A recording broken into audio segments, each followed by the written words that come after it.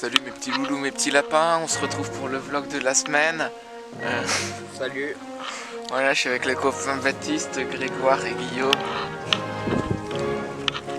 On présente nos sandwichs, c'est ça? Ouais, on présente nos sandwichs. On vous fait un unboxing de nos sandwichs, les petits chouchous, les petits lapins. Alors ça, je veux que tu vois dans le milieu. D'accord.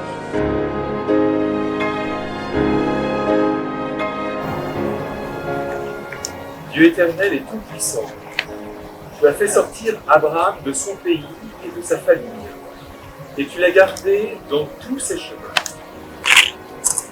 Garde aussi tes serviteurs, Baptiste, Guillaume, Grégoire et Jean. Sois pour eux, Seigneur, un compagnon de route, un soulagement dans la fatigue, une défense dans l'adversité, pour qu'ils parviennent sous ta conduite au terme de leur voyage, et qu'ils puissent revenir heureusement chez eux, par Jésus, le Christ, notre Seigneur. Amen. Père, et Fils, et Saint-Esprit. Amen.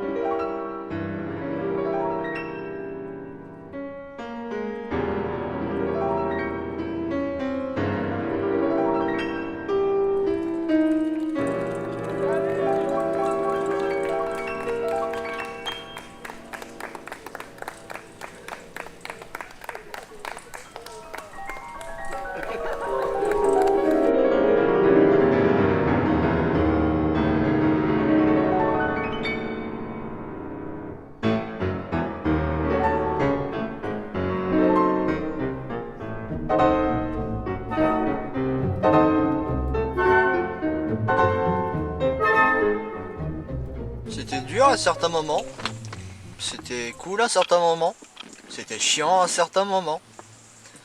Mais là, j'ai faim. Baptiste, un petit mot? Bonjour. C'était sympa, parfois il y a peut-être un peu trop de montée à mon goût quand même. Mais à la fin il y avait globalement pas mal de descentes aussi, qui était plus pratique. Au début on avait du mal à avoir un rythme assez rapide, mais à la fin on commence vraiment à accélérer, on accélérait plus vraiment. Bon certes à la fin dans les montées aussi on avait du mal. Mais voilà globalement. Ouais, c'était un peu fatigant, carrément. Mais surtout un gros big up à Suzanne et William qui nous ont accueillis et ils sont en train de gratter. Grégoire. Vous m'en laisserez un peu quand même. Et ouais, big up à Suzanne et William qui nous ont accueillis le premier soir et William qui était chef cuistot dans un grand restaurant, dans un grand hôtel, qui nous a préparé un petit repas des familles. Et bah c'était bien. C'était bon, 3 journées fatigantes avec le vent qui nous a bien embêtés hier. Mais oui, on a réussi à trouver un bon rythme aujourd'hui, à bien avancer, être là ce soir, à la ferme de la Sapinière.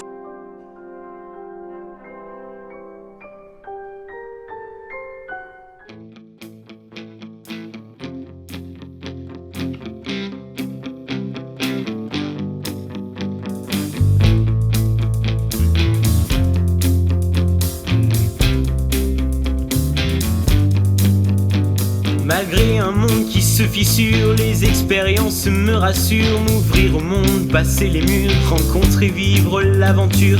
Les années passées à grandir m'ont amené, prête pour servir. Les yeux tournés vers l'avenir, un regard vert plein de plaisir. Je prends le relais pour vivre ma vie, écrire des sourires. On prend le relais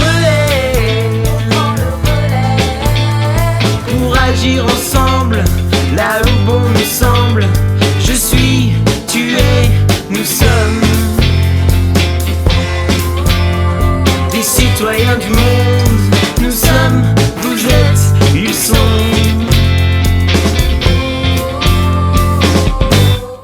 compagnons.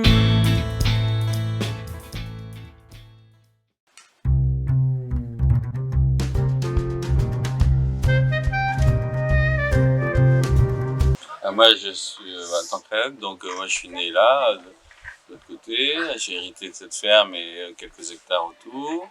Et donc j'ai bossé dans toutes les espèces, enfin 30 ans chez Veolia dans le traitement d'eau. Donc j'ai fait ma formation agricole un peu avant de partir pour avoir la capacité agricole. Hein, pour être exploitant, il faut. Voilà. Et ensuite j'ai repris 4 hectares en exploitation directe, dont 1,5 hectare en maraîchage et 2,5 hectares en grande culture. On fait du blé, on fait faire en fait. Christine, épouse de Tancred, qui a la bonne idée de mettre en place ce projet, cette exploitation agricole de maraîchage de fruits et légumes bio. Donc je le suis dans son projet, sachant que je suis arrivée il y a 1 an ici, parce qu'avant j'étais à Paris, on a encore des enfants étudiants, 2 sur 3 à Paris, un autre à Bordeaux qui termine ses études. Voilà, et j'enseigne le tennis, donc en plus de mes 40 heures par semaine de travail sur les buts, j'enseigne 20 heures par semaine de cours de tennis à des enfants, adultes, loisirs, compétition. Mère de famille, 3 enfants, voilà.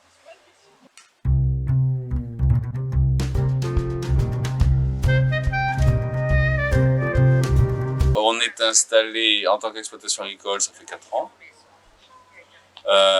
On vit ici à plein temps, on a quitté Paris il y a 1 an.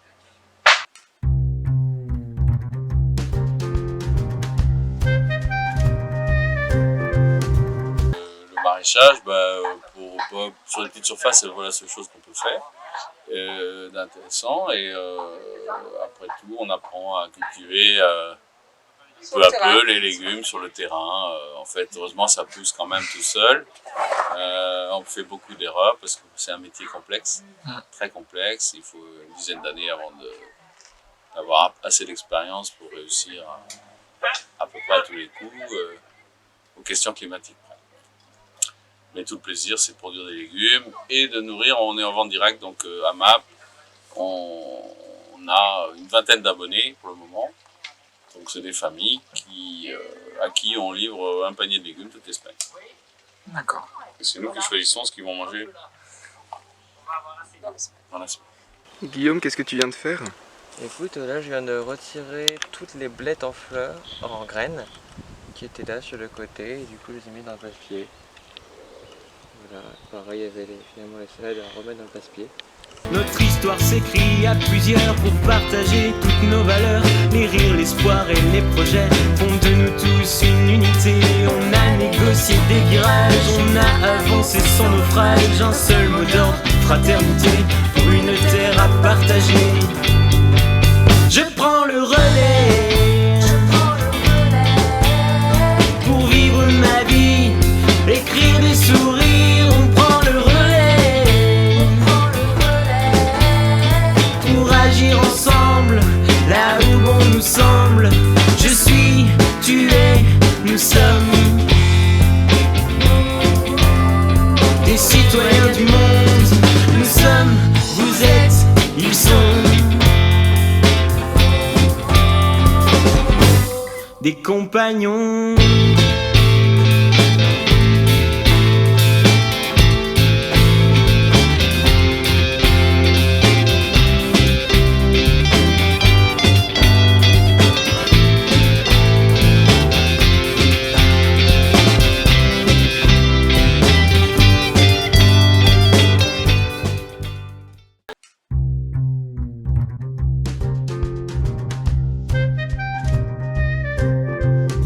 Je transforme en agroforesterie, c'est avec des rangées d'arbres pour changer un peu le paysage et pour faire une transition entre la ville, la campagne et tout ça, et puis la biodiversité.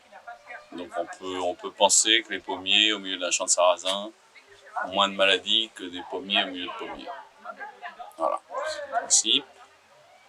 Toutes les monocultures ont un gros point faible. Quand la maladie se met dans un coin du champ, elle va aller sur les 100 hectares ou 200 hectares.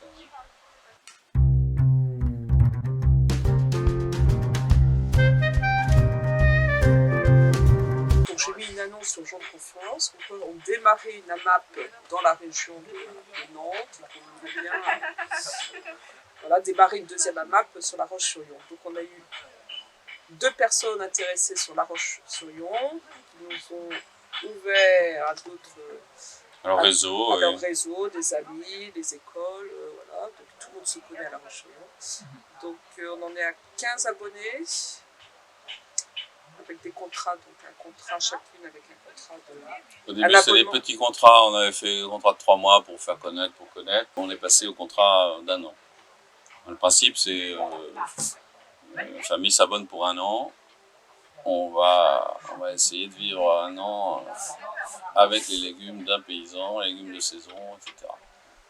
Sinon, c'est trop facile de s'abonner au moment des tomates et des fraises, et puis on arrête quand il n'y a plus que des patates et des céleris. Il faut jouer le jeu 12 mois.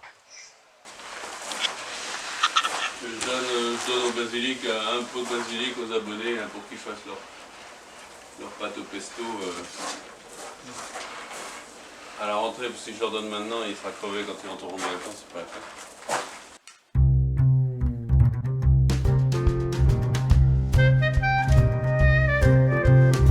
Notre objectif, c'est de gagner un SMIC, quoi, raisonnablement. Ça, c'est mérité, le travail qu'on fait. Si on atteint 35 abonnés, on arrive sans trop de complications. 15 de plus, là on est à 20. Là, on est à 20 abonnés. Voilà. L'an dernier, on a gagné 300 € par mois. À peu près comme la moitié des paysans français. Le deuxième objectif, c'est évidemment d'accueillir, d'être assez aussi, de faire partie du mouvement qui permet de développer ce genre d'activité, le respect de la nature, etc. D'accueillir peut-être aussi des formations, je sais pas, des journées où on peut se replonger dans la nature de manière efficace, quoi. Voilà. Si nos légumes sont nourrissants, c'est parce que si les gens savent d'où ça vient, ils connaissent les fermiers, ils respectent les produits et le paysan en même temps. Ce qu'on ne fait pas quand on achète une boîte de légumes parmi 1000 identiques, voilà, on va manger sa boîte de petits pois, mais ils sont tous calibrés pareil, etc. C'est la manière dont c'est fait, la valeur qu'on y attache. Et là, c'est des choux chinois. Bon, il n'y aura rien à planter de tout ça ces jours-ci, c'est encore trop jeune. Mais on aura peut-être quelques betteraves à planter qui sont, on verra tout à l'heure. Au coin de toutes mes expériences, je pose mon sac, je fais silence, je relis toutes mes actions, à quoi elles servent, vers qui elles vont, mais tout près au creux de mon cœur, une promesse brille de 1000 lueurs, ainsi commence le chemin qui me mènera vers demain. Je prends le relais, pour vivre ma vie, écrire les sourires, on prend le relais, pour agir ensemble, là où bon nous semble. Je suis, tu es, nous sommes des citoyens du monde. Nous sommes, vous êtes, ils sont des compagnons.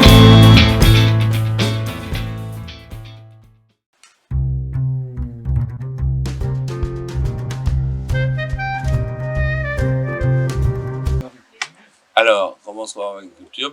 Il y a les formations, le BPREA, brevet professionnel responsable d'exploitation agricole. Donc c'est quand on fait ça à plein temps, c'est après le bac 9 mois, 1 an, hein, et puis un stage important. Et moi j'ai fait ça en 18 mois, en formation à distance par internet, 6 semaines en présentiel et 3 mois de stage à Rennes.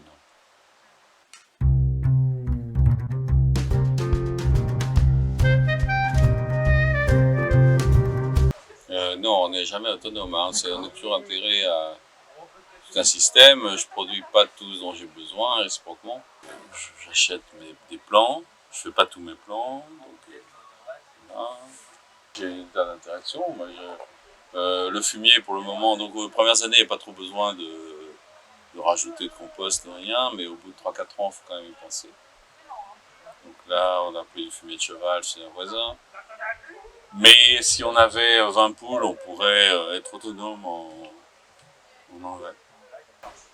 Et donc, voilà, on cherche pas, il ne faut pas chercher à être autonome dans le sens j'ai plus besoin de personne, quoi. Ça n'existe pas, ça.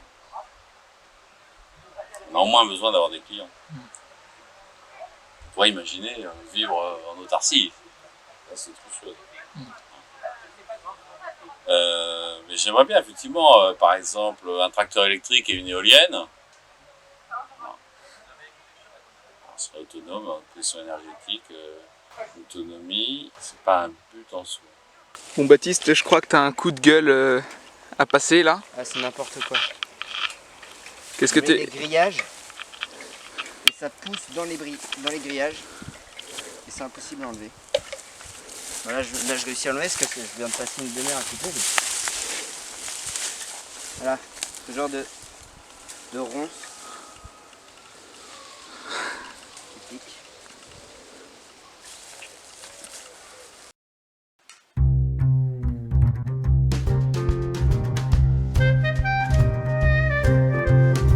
On est vu un peu comme des originaux, on met des arbres au milieu des champs, on fait passer les grosses machines dedans.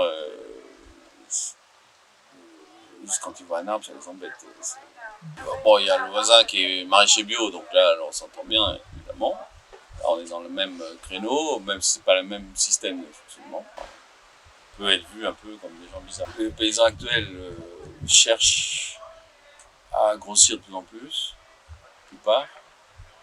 Hein, parce que quand ils ont 200 hectares, on rachète un tracteur, du coup pour l'amortir, il en faut 300, etc., etc.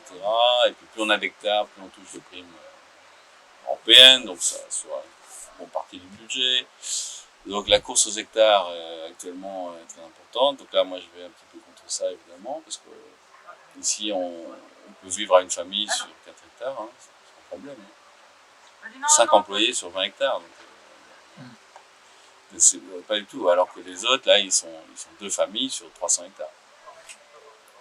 Les gens nous regardent, ils sont surpris. Quand on fait des bêtises, on laisse pousser du chardon et du machin. Ah bah si c'est ça le bio, d'accord, bon. Je fais des bêtises comme tout le monde.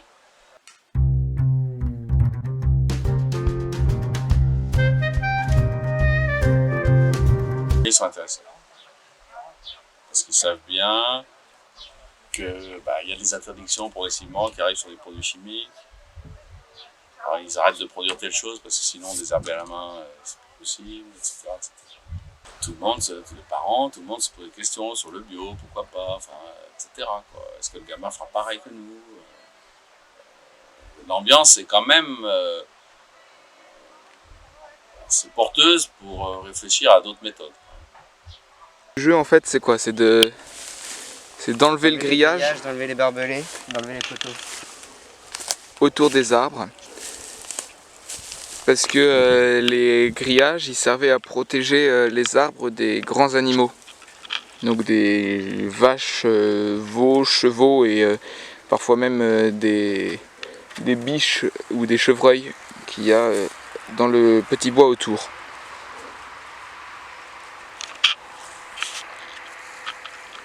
Ça se passe bien Greg? Toujours à la fin là, c'est pour rouler le barbelé. Et tout est en un seul, donc un peu la casse-tête. Il y a 2 barbelés qui sont liés en un seul. Des fois ils se séparent, des fois ils se rejoignent encore et encore. Un peu de galère.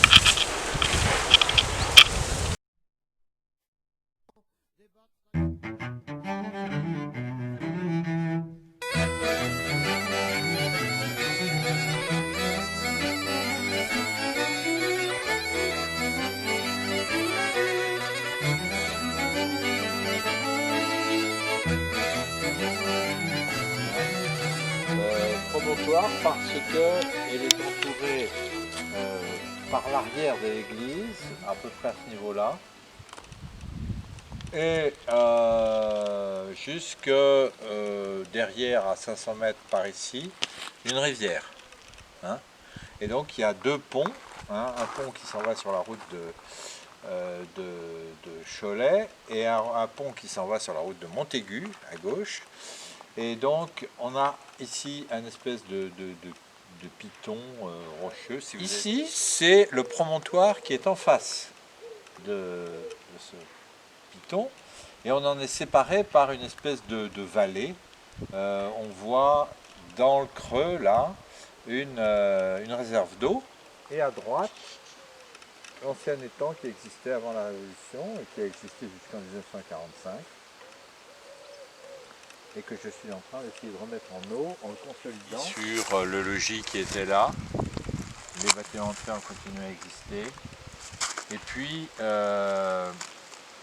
longtemps après, en 1855,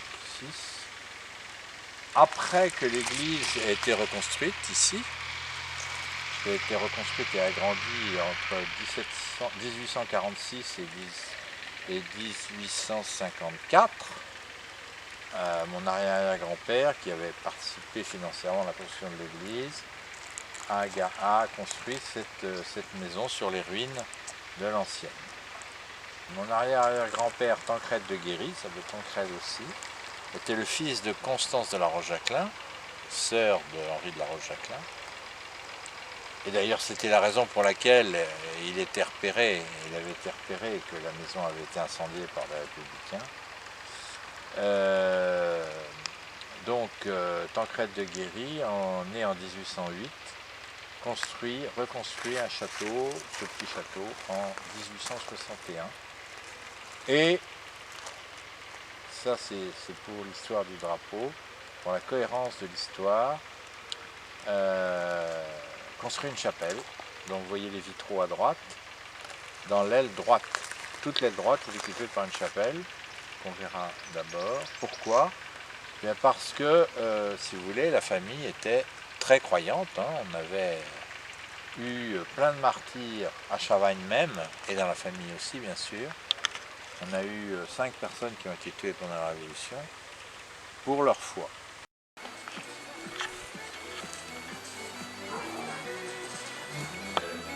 Les gens ont porté le Sacré-Cœur, qui était quand même à l'époque un signe courageux, puisque les républicains considéraient que ceux qui portaient le Sacré-Cœur étaient fanatiques et qui méritaient la mort. Donc porter son arrêt mort sur soi, c'était quand même courageux. La bande est pour défense de sa division. Le soutien de la France va détruire la nation. Sapeurs et bombardiers, artillerie sont tous prêts à danser la symphonie. À l'entour de nos forces, nous avons pour certains des ennemis atroces qui nous narguent de loin. Nous pouvons nous vanter que ces mutins, nos heures ont abordé notre terrain. Ce complot général de ces républicains, de ce monde total veut battre les chrétiens, mais son coup est manqué pour le Satan. Il se trouve éloigné de nos terrains.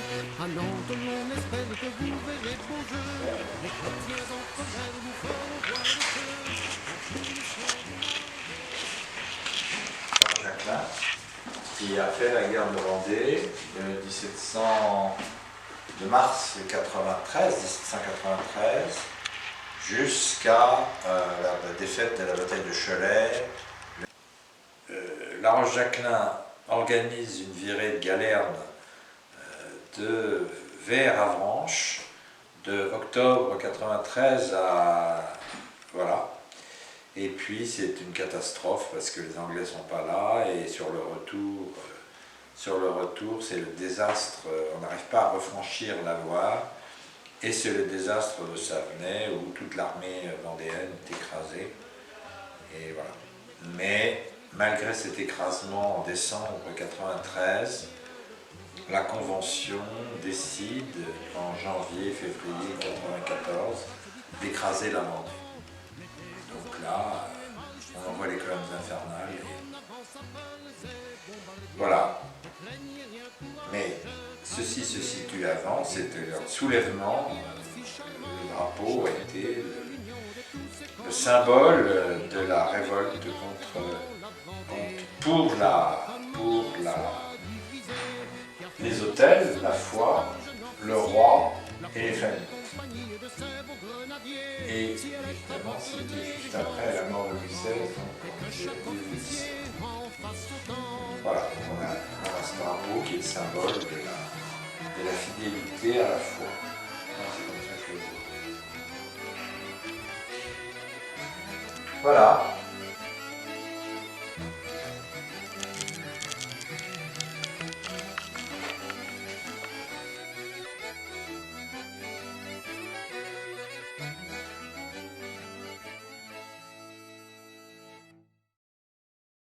À l'heure de prendre son envol, les souvenirs reprennent la main pour écrire l'histoire un peu folle des hommes et des femmes de demain. Et quand il faudra s'engager avant que nos chemins se séparent, jamais on n'oubliera jamais cette chemise verte et ce foulard. Je prends le relais pour vivre ma vie, écrire des sourires, on prend le relais. Ensemble, là où bon nous semble, je suis, tu es, nous sommes des citoyens du monde, nous sommes, vous êtes, ils sont des compagnons.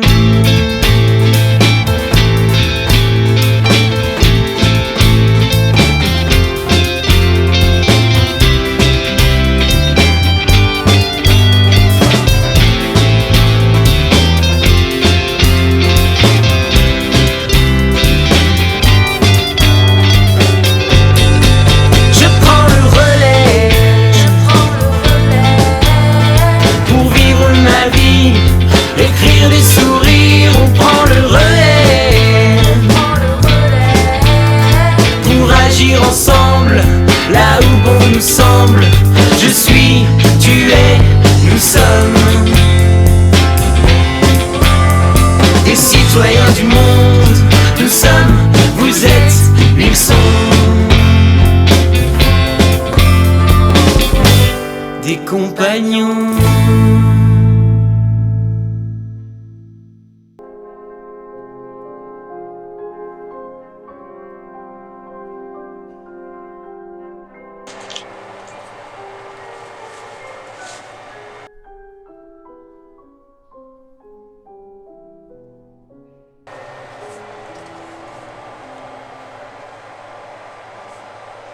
Alors Baptiste, c'est quoi les bails là?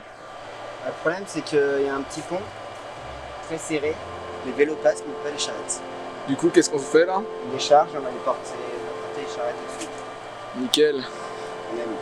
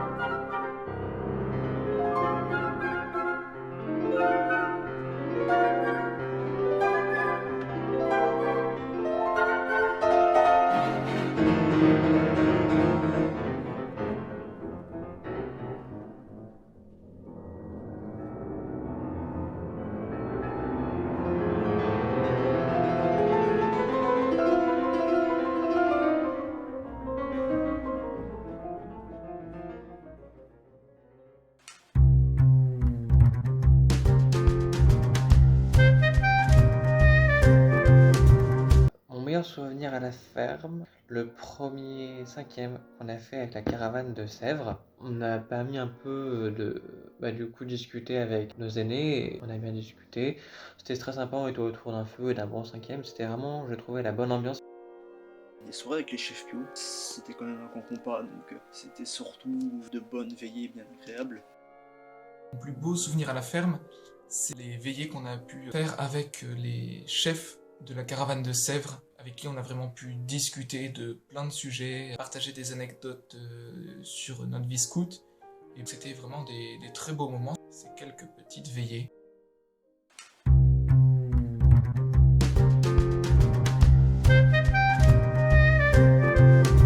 C'était une étape de 80 km, donc c'est le plus long qu'on ait fait. On était en fin d'après-midi et on avait le choix entre deux chemins différents pour finir notre parcours. On choisit le chemin qui n'était pas forcément le plus long, mais qui avait le moins de montée parce qu'on était assez fatigué quand même. On n'aurait peut-être pas dû choisir ce chemin-là parce que c'est un chemin où finalement on se retrouve dans une sorte de forêt avec pas mal d'épines au sol. On ne peut plus continuer avec les charrettes, donc on est obligé de faire demi-tour. Et donc 2 km plus tard, on se retrouve avec 2 charrettes qui ont crevé ainsi qu'un vélo. Donc on a mis pas mal de temps à réparer ces crevaisons. Et on n'a pas forcément gagné du temps, on a plus que perdu. On est arrivé assez tard.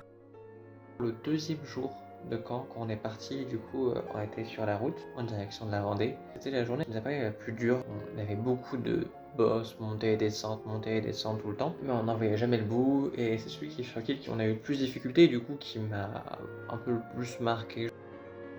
Premier jour après le camp fixe, j'ai crevé tout simplement, donc c'était la première crevaison du camp, du coup c'est moi qui ai ouvert le bal, on va dire. Première fois que je crevais moi de ma vie, il fallait qu'il y ait une première fois, on a très bien su gérer ça.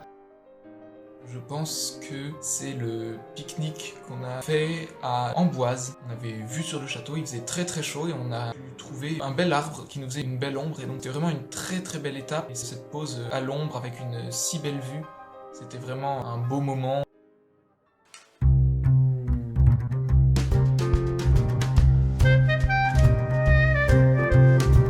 La rencontre le premier soir d'itinérance de Suzanne et William, un couple de retraités qui nous ont accueillis chez eux, qui nous ont offert le repas et avec qui on a pu discuter et passer un bon moment. C'était vraiment chouette.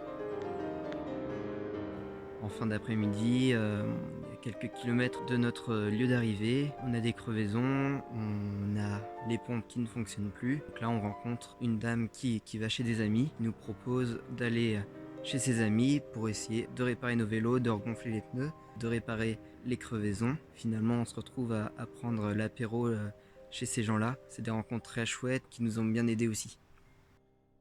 Je pense que je suis pas le seul à avoir particulièrement apprécié Suzanne et William, qui étaient deux Néerlandais absolument géniaux, toujours le sourire aux lèvres, qui ont pu nous héberger, qui nous ont nourris. C'était vraiment agréable, une bonne soirée après le deuxième jour de vélo, donc on n'était pas encore rodés, on avait encore un peu de mal à tirer les grosses charrettes.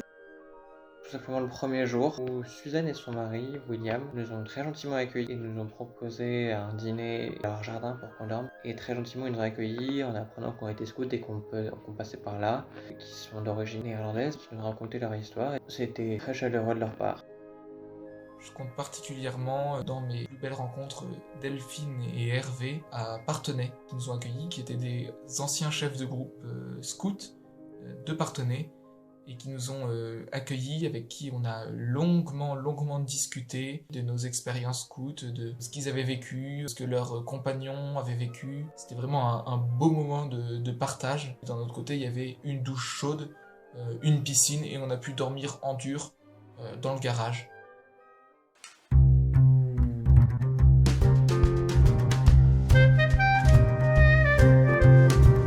Ma première crevaison, le goudron se mettait un peu à perler, il y avait le goudron liquide qui était sur la route, du coup je m'amusais à rouler dessus. Après on est passé dans les graviers, vu que j'avais encore un peu de goudron sur ma roue, et les graviers se sont accumulés dedans, et au fur et à mesure ça a percé mon pneu pour aller atteindre ma chambre arrière pour la passer. un moment qui me fait particulièrement rire, c'était tout simplement la première crevaison. C'était la crevaison de Guillaume que je suis de près. Il semblerait que Guillaume a eu la fabuleuse idée de rouler sur les plaques de goudron chaud, qu'il y avait une fuite d'air qui venait de son pneu. Non, c'est pas mon pneu du tout. Et puis 2-3 mètres plus loin, on se rend compte que le vélo fonctionne nettement moins bien sans air, tout simplement. C'est donc le premier jour d'itinérance après notre séjour à la ferme. On commence bien, on roule bien et on se retrouve face à une passerelle où les charrettes ne passent pas. Donc on a été obligé de défaire toutes les charrettes, de les vider et une par une les faire passer la passerelle. C'était assez marrant.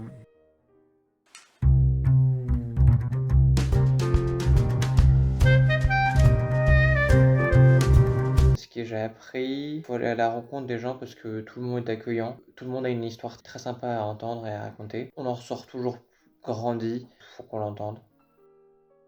J'ai appris qu'on était une équipe à 4, qu'on marchait tous les 4 ensemble. Bon, en l'occurrence, on pédalait surtout. À 3, on marcherait beaucoup moins bien, qu'à 5, on marcherait pas du tout pareil. Tous les 4, depuis 10 ans, ce camp nous a vraiment unis et a fait que notre équipe à 4 fonctionne de mieux en mieux. Et ça, c'est le feu.